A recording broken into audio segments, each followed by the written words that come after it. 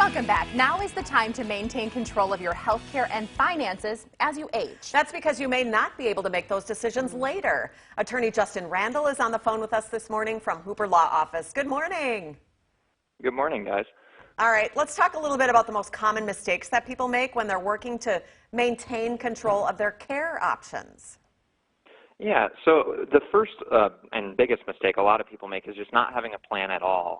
Not having the right documents in place, things like powers of attorney for healthcare and finance or any sort of estate plan. Another is not communicating or documenting their preferences with their family members, things like what type of care they would prefer to receive or what types of amenities they want at that care. And then finally, not planning to afford that care. Care is very expensive, especially in the country in general, but even in this part of the country in Wisconsin, it can routinely get upwards of $60,000 to $100,000 a year. Justin, what are some examples of things people may experience if they don't take proactive steps to maintain control over their care and financial resources? As I had mentioned, the loved ones not being aware of their preferences is a big one. So if they have certain things that they want out of their care, or they would prefer to stay home longer, or go there's a certain type of facility they want, that's a really big thing to make sure that that's documented.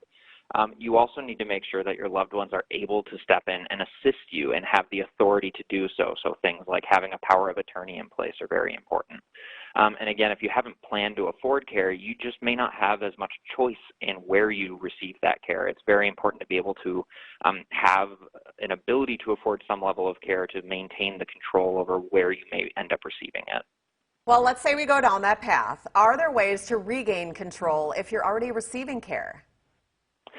It depends. Planning in advance is always the best option. We're always able to do the most to preserve assets or to protect people and maintain their control.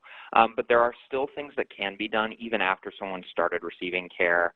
Having an attorney, power of attorney in place is very important. It can make sure that your loved ones have the ability to do planning for you even if you've lost capacity.